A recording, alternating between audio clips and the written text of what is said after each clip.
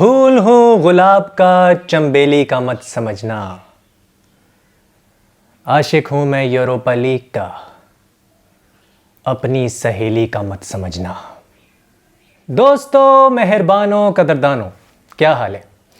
आज हम ऑब्वियसली बात करने वाले हैं एक ऐसी गेम की जिसमें बहुत ही एक अनोखी चीज़ हुई और वो ये हुई कि होजे मूरिन्यो पहली बार एक यूरोपियन फाइनल जो है वो हार गए। ये छठा फाइनल था उनका I think, and he has lost that final. पहली बार ऐसा हुआ है ज़िंदगी में, ऐसा पहली बार हुआ है 17-18 सालों में। तो ये है, एंड आई थिंक आज से कोई 20 साल पहले वो जो 2004 का जब जो चैम्पियंस लीग थी उसमें वो पोर्टो के साथ वो जीते थे without any proper funds, and वो एक बहुत ही बड़ी अचीवमेंट थी। But he has finally lost a final और होजे लुइस मेंडलीबार के ख़िलाफ़ वो ये फाइनल हारे हैं। एंड सेविया जो है वो भाई वो जयकांत शिकरे हैं यूरोपा लीग की। दे ओन यूरोपा लीग। मेंडलीबार 30 साल से वो मैनेजमेंट कर रहे थे, 30 साल से, और उन्होंने कभी अपनी फ़िलॉसफी नहीं छोड़ी, never left his philosophy. Finally 30 साल में पहली बार उनको एक टाइटल नसीब हुआ है जो कि ऑब्वियसली यूरोपा लीग है। एंड सेविया का लगता है गुड लक भी उनके साथ था क्योंकि सेविया हमेशा यूरोपा लीग में बहुत अच्छा करती है। और मैं बताता चलूँ कि सेविया जो है सितंबर अक्टूबर 2022 में रेलीगेशन फाइट करी थी और दिसंबर तक वो बहुत ज़्यादा बुरी सिचुएशन में थे। लेकिन मिड सीज़न में आते हैं होजे लुइस मेंडलीबार और पूरी काया पलट देते हैं। पूरा इनका आप कह लें कि एक जो सीज़न का जो रोड मैप है वो पूरा चेंज कर देते हैं, बिलीफ लेके आते हैं। और इंस्टिंक्ट जो है ना, इनकी जो पर्सनैलिटी में जो सबसे स्ट्रेंथ वाली चीज़ है वो इनकी इंस्टिंक्ट है। The way he deals with his coaching staff and players and the way he thinks related to football, और कैसे वो डिसीजन मेकिंग करते हैं। क्योंकि डिसीजन मेकिंग बाज़ दफ़ा आप इतनी बार अगर आपने मैनेजमेंट की हो और आपने इतने साल मैनेजमेंट की हो तो वो आपकी जो हैबिट है वो एक इंस्टिंक्ट बन जाती है। होजे लुइस मेंडलीबार की क्या फ़िलासफ़ी है? Simple football and direct style of play, ये उनकी हमेशा से फ़िलासफ़ी रही है और वो हमेशा से इसके बेसिक्स में बिलीव करते रहे हैं। विंग्स का इस्तेमाल करना, अपना लॉन्ग बॉल को भी यूज़ करना और सेकंड बॉल को जीतना। अगर दूसरी टीम आप पे हावी हो जाए और वो सेकंड बॉल जीतने पे आपको मजबूर करे तो आपको उसमें रेडी रहना चाहिए और आपको भी दूसरी टीम को मजबूर करना चाहिए कि वो सेकंड बॉल्स को जीते, क्योंकि बॉल ज़्यादातर इनकी गेम में हवा के अंदर रहती है। एक ट्वीक इन्होंने लाजमी की है मॉडर्न फुटबॉल के एतबार से, इन्होंने एक ट्वीक की क्योंकि मॉडर्न फुटबॉल का तकाजा ये है कि आपको प्रेसिंग करनी है, रिलेंटलेस, हर वक्त प्रेसिंग करनी है, आपने ऊपर नीचे भागना है, भड़वों की तरह भागना है पिच के ऊपर, और वो इनकी टीम करती है, सेविया करती है। They do that and relentless energy थी इनकी टीम के अंदर, सेविया के अंदर बहुत ज़्यादा जो है। जब से मेंडलीबार आए हैं मैं देख रहा हूँ कि इनकी टीम में एनर्जी जो है वो आ चुकी है। एंड सेकंड बॉल्स जीतना अब इनके लिए एक ऐसे हो गया कि जैसे ब्रेड एंड बटर होता है, क्योंकि sometimes they do play that game as well. Corners में, फ्री किक्स में भी ये बहुत अच्छे रहे हैं। ला लीगा के अंदर 11th प्लेस पे हैं ला लीगा में। लेकिन कोई ये नहीं सोच रहा था कि सेविया जो है वो यूरोपा लीग जीतेगी। लेकिन जब वो दिन आया जब उन्होंने मैनचेस्टर यूनाइटेड को हराया तो मुझे बिलीफ आ गया था कि सेविया ये जीत सकती है। मैनचेस्टर यूनाइटेड को जब इन्होंने हराया, जुवेंटस के खिलाफ जब इनका मैच हुआ नॉकआउट्स में, तो जुवेंटस के खिलाफ आपको मैं बताता चलूँ पासेस पर डिफेंसिव एक्शन कितने थे? 5.4। अब तुम पूछोगे पासिस पर डिफेंसिव एक्शन क्या होता है? इट मीन्स कि जुवेंटस सिर्फ 5 या 6 पास कर पा रही थी और 5 या 6 पास के बाद सेविया बॉल फ़ौरन छीन लेती थी, झपटा मार के टैकल मारती थी, फ़ौरन छीन लेती थी।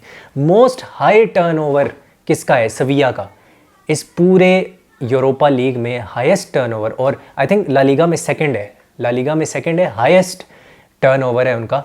और इसका मतलब ये होता है कि आपका जो कितना हाई अप द पिच आप बॉल को जीतते हो, बॉल को इंटरसेप्ट करते हो, छीनते हो, कितना हाई अप द पिच करते हो। मतलब जो ऑपोजिशन का गोल है उसके बीच में आप एक 40 यार्ड की लाइन खींचो और उसके करीब करीब आप जितनी बॉल जल्दी छीन लेते हो ऑपोजिशन हाफ के अंदर और अटैक बनाते हो वहाँ से, उसको कहते हैं कि जी ये हाई टर्नओवर हुआ है। ये जो है ना एक पूरी इसका एक मंत्र है और ये फ़िलासफ़ी है। और ये मेंडलीबार ने अपनी एनर्जी जब से ये लेकर आया है, जब से ये आया है एज अ मैनेजर, तो उसने ये बहुत ज़्यादा शो की है।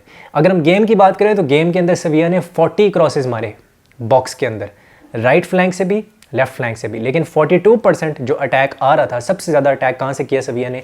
राइट साइड से किया। 37 ईयर ओल्ड हीजस नवास पागलों की तरह ऊपर नीचे भाग रहा था। आप ये हीट मैप में भी देख सकते हो, पागलों की तरह ऊपर नीचे वो भाग रहा था। He was linking up with Ocampos, बहुत अच्छा खेल रहा था। ब्रायन हिल जो दूसरी साइड पे वो बड़ा अच्छा खेल रहा था। Brian Hill had a great game. और साथ में आपको बताता चलूँ फिर बेंच से सूजो उठ के आया सविया के लिए। सूजो बहुत अच्छा खेला, Suso played a great game.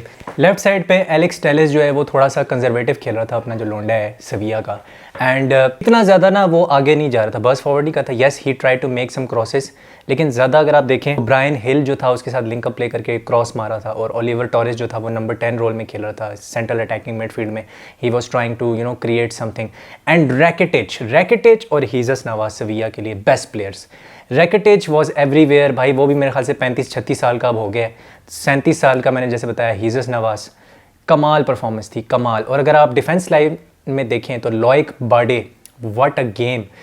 इनका राइट साइडेड सेंटर बैक है लॉइक बार्डे, और बहुत अच्छा खेला। Positional sense absolutely top notch. जो गुडेज है वो भी बहुत अच्छा खेला। दोनों ये centre back pairing, he played a great game. Yassine Bounou also had a good game. लेकिन ये था कि जो मोरक्कन प्लेयर्स थे थोड़े से क्वाइट रहे, जैसे कि एन नसरी है या यासीन बूनो है, इतने ज़्यादा शॉट्स इनकी तरफ आए नहीं, क्योंकि ये काफ़ी ज़्यादा कंजर्वेटिव गेम जो थी वो खेली थी होजे मोरिन्यो ने। हमने एक्सपेक्ट ये किया था कि पहले जब गोल पड़ जाएगा, डिबाला ने गोल मारा, तो पहले जब गोल पड़ेगा तो उसके बाद जो है क्या कहते हैं, रोमा जो है वो मिड ब्लॉक में या लो ब्लॉक में बैठना शुरू हो जाएगी। और मिड ब्लॉक में यानी कि मिड थर्ड में रोमा जो थी वो बैठना शुरू हो गई थी। मिड ब्लॉक उन्होंने रखा हुआ था और उसको फिर कैपिटलाइज किया सविया ने, कि उन्होंने देखा यार ये तो डिफेंसिव हो गए, होजे मोरिन्यो की टीम डिफेंसिव हो गई, जो कि एक्सपेक्टेड था। और उसको फिर उन्होंने हथियार बनाया और स्पेसेस में मारा है रोमा को, स्पेसेस में, वाइड स्पेसेस में मारा है। जो फ्लैंक्स हैं, जो राइट विंग और लेफ्ट विंग है, उधर मारा है रोमा को।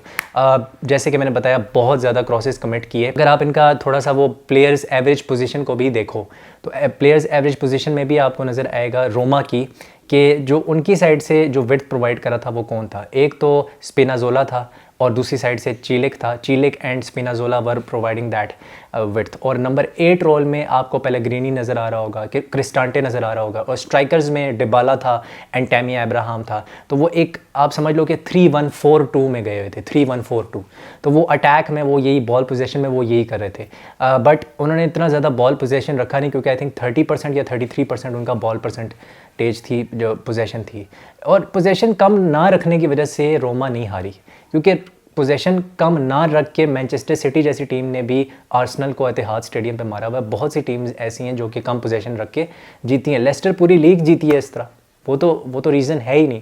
रीज़न ये है कि जब आपके पास बॉल ज़्यादा है, आपने जो जितनी टाइम भी आपके पास बॉल है, आपने उसका सही तरीके से इस्तेमाल नहीं किया, डिसीजन मेकिंग ठीक नहीं की पासेस सही तरीके से रिलीज़ नहीं किया और सही टाइम पे रिलीज़ नहीं किया। ये गलती की है एएस रोमा ने, काफ़ी ज़्यादा ये गलतियाँ की हैं।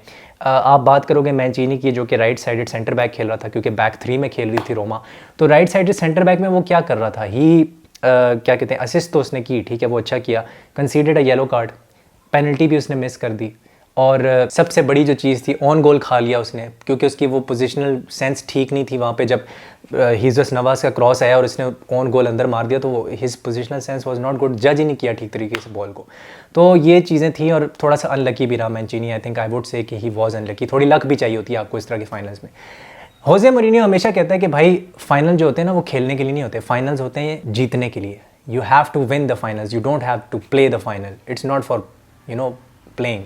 तो ये वो बोलता है और ठीक बोलता है, लेकिन उसका इम्प्लीमेंटेशन नहीं कर सका होजे मोरिन्यो, बल्कि उसका इम्प्लीमेंटेशन किसने किया, मेंडली बार ने। तो अगर आप सच्ची बात पूछो तो ये टोटल मेंडी बॉल थी। और साथ में होजे मोरिन्यो का एटीट्यूड भी बड़ा अजीब सा था, because he has always been a sore loser. I respect him for what he has achieved in his career. He is a great manager, no doubt he is a great manager. लेकिन जिस तरह से उसने behave किया, ही behaved like अ sore loser.